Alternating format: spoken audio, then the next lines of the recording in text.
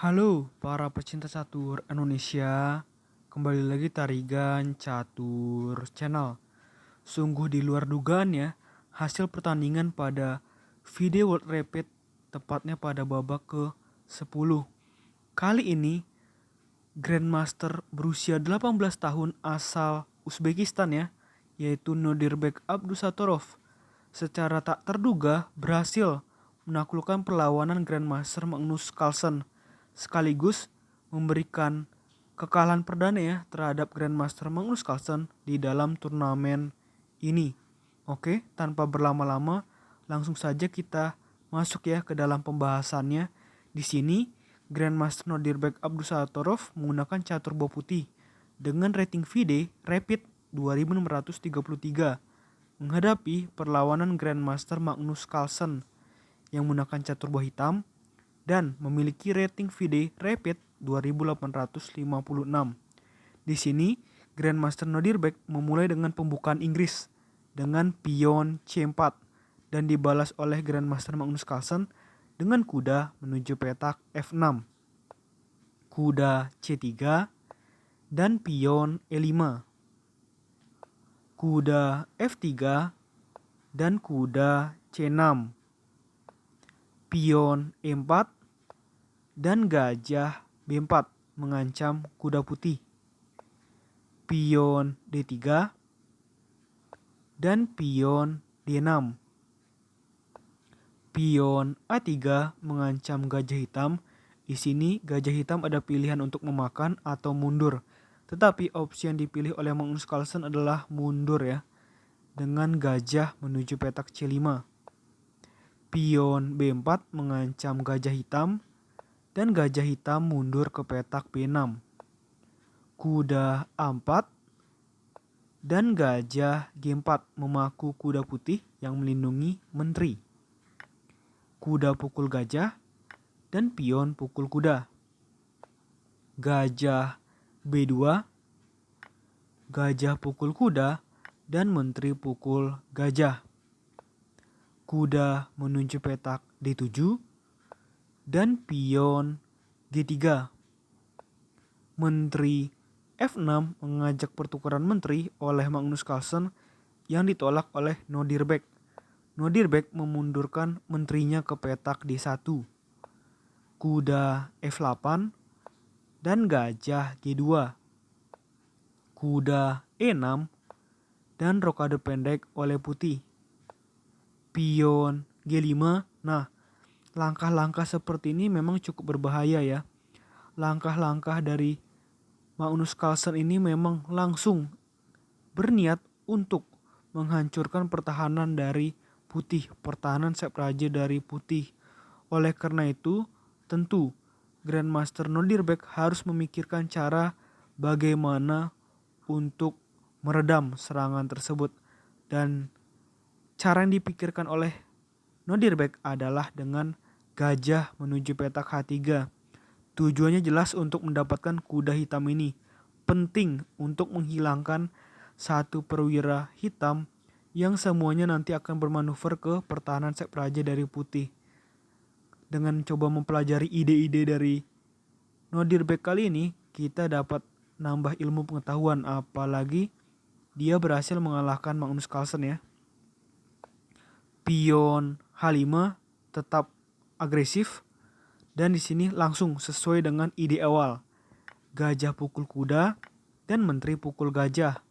Lalu pion B5 ancam kuda hitam. Kuda mundur ke petak B8, mungkin nanti kuda akan mereposisi ya posisinya dari B8 ke D7 ke F6 dan seterusnya. Pion F4 di sini langsung luar biasa langkah dari Nodirbek dengan pion F4. Dia tidak takut sama sekali kalau pertahanan set rajanya terbuka. Dia sudah siap untuk buka-bukaan ya sama Magnus Carlsen. Pion pukul pion, pion pukul pion, dan kuda menuju petak D7. Raja pindah ke H1, penting agar tidak terkena tempo skak ya. Menteri menuju petak G4 Di sini mengajak pertukaran menteri oleh Magnus Carlsen. Lagi-lagi kedewasaan permainan Nordirbeck yang usianya hanya belasan tahun, 17 sampai 18 tahun, tampak ya. Di sini tidak menteri pukul menteri tetapi menteri menuju petak F3. Mungkin jika menteri pukul menteri ketakutannya adalah pion pukul menteri dan pion hitam sudah ada di baris keempat putih. Jadi tinggal 3 langkah lagi promosi ya. Jadi itu mungkin yang membuat Nordirbeck tidak melakukannya. Pion F6 dan menteri E3. Rokade panjang oleh hitam dan pion F5. Nah, kali ini membuat struktur permainan tertutup agar hitam juga tidak terlalu leluasa untuk menyerang ya. Pion H4 maju terus pionnya, memang ini cukup berbahaya. Benteng G1 mengancam menteri hitam dan menteri hitam mundur. Benteng G6, benteng G8, benteng G1 menumpuk benteng, benteng pukul benteng, dan di sini Nordirbeck memutuskan untuk pion pukul benteng dengan opsi 2 langkah lagi promosi. Tapi tentu saja Magnus Carlsen tidak akan membiarkan itu terjadi ya. Dengan benteng menuju petak G8. Pion tadi ke petak G7 dan menteri menuju H7. Menteri H3, benteng pukul pion, benteng pukul benteng, menteri pukul benteng, dan menteri pukul pion. Kali ini sudah akan masuk ke permainan babak akhir. Kita lihat sama ya. Oh tidak, di sini putih memiliki pion 6, sedangkan hitam punya pion 6 juga, tetapi masalah dari hitam adalah pion yang ada di lajur B tumpuk. Jadi itu tentu menyulitkan Magnus Carlsen untuk meraih kemenangan pada laga kali ini. Padahal dia punya kuda, yang dimana dalam permainan babak akhir kuda tentu lebih lincah daripada gajah. Dan di sini kita akan belajar bagaimana cara Nordirbeck menggunakan gajah untuk memenangkan permainan. Kuda C5, gajah C1, pion C6, pion pukul pion, dan pion pukul pion. Menteri skak dan raja B7, menteri F3, dan menteri H7. Gajah D2 dan raja A6, raja G2 dan menteri skak, raja F1 dan menteri menuju petak H7 mengincar pion. Pion maju ya ke petak H3 dan pion D5. Menteri F5 mengajak pertukaran menteri dan di sini ditolak oleh Magnus Carlsen dan menteri ke G8. Pion pukul pion dan pion pukul pion. Pion pukul pion, menteri pukul pion putih dan menteri pukul, atau di sini raja dulu ya dengan ke petak E2. Mungkin nanti menteri pukul pionnya. Raja B5 dan gajah E3 mengancam kuda, menteri skak, dan gajah menutup. Raja A4 dan pion H4. Luar biasa ya langkah-langkah dari putih atau Nordirbeck ini ya. Tidak mudah untuk mendapatkan pion dari Nordirbeck oleh Magnus Carlsen. Pion E4, pion pukul pion, dan kuda pukul pion. Di sini ngancam gajah putih 2 kali ya, namun tidak menjadi masalah. Menteri ke petak G3 mengajak pertukaran menteri yang lagi-lagi ditolak. Menteri G6, pion H5, dan menteri menuju petak E8. Nah mungkin pion putih yang ada di lajur H ini biang kerok ya dari kekalahan Magnus Carlsen. Pion ini memang cukup menyebalkan sampai babak akhir dan memang ini adalah kunci kemenangan dari Nordirbeck. Gajah E3 dan pion F5. Pion H6 dan menteri menuju petak E5. Raja F1 dan menteri D5. Raja G2 dan menteri skak. raja H3, dan kuda skak menteri, namun tinggal gajah pukul kuda saja dan menteri pukul gajah. Menteri skak, raja pukul pion. Menteri skak, raja A4. Menteri skak di C4 dan raja A5. Menteri skak lagi dan raja A4. Menteri menuju petak G7 mengajak pertukaran menteri dan menteri skak. Raja H4 dan pion F4. Menteri skak dan pion menutup.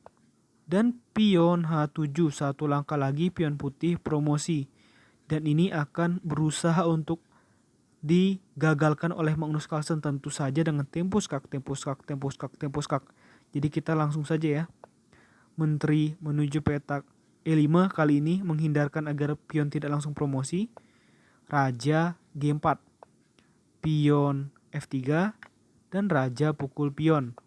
Menteri skak dan raja E4, menteri skak dan raja D5, menteri skak dan raja C6, menteri skak dan raja menuju petak C7, menteri skak dan raja B7, menteri skak dan raja A6, menteri skak dan raja A7, menteri skak dan raja B7, menteri skak dan menteri menutup, menteri skak dan menteri menutup, menteri skak dan raja A6, menteri skak dan raja B6. Nah, tidak ada tempo skak lagi. Jadi ini akan dimanfaatkan dengan baik oleh putih. Menteri H8 dan menteri skak, raja A3 dan menteri skak, raja A2 dan raja C5, pion B4 dan menteri skak. Raja menuju petak A1 dan setelah menteri skak menuju petak D4 tepat di posisi seperti ini, hitam atau Grandmaster Magnus Carlsen memutuskan untuk menyerah karena jika pertandingan dilanjutkan jelas putih pasti menang. Menteri pukul menteri, raja pukul menteri, pion maju, dan pion promosi menjadi menteri. Jika pion maju, maka gampang saja menteri skak. Di sini raja pasti ke sini, maka tinggal mendekatkan diri saja. Pasti ya, tinggal mendekatkan diri saja. Atau mungkin kalau berbahaya, menteri ke sini dulu. Kalau misalkan raja ke sini, menteri skak lagi. Ya, ini lebih baik. Misalkan raja ke sini, menteri ke sini. Raja ke sini, menteri skak lagi. Raja ke sini, menteri ke sini. Raja ke sini, skak lagi. Raja ke sini, maka raja maju. Jika ke sini, maka raja ke petak C2. Jika raja ke A2, maka menteri pukul pion skak mat. Ya, itulah cara mematikan. Bila posisinya seperti ini, maka jelas Magnus Carlsen memutuskan untuk menyerah. Oke, menurut admin Tarigan Catur, video kali ini cukup. Nantikan video-video selanjutnya tetap Tarigan Catur Channel.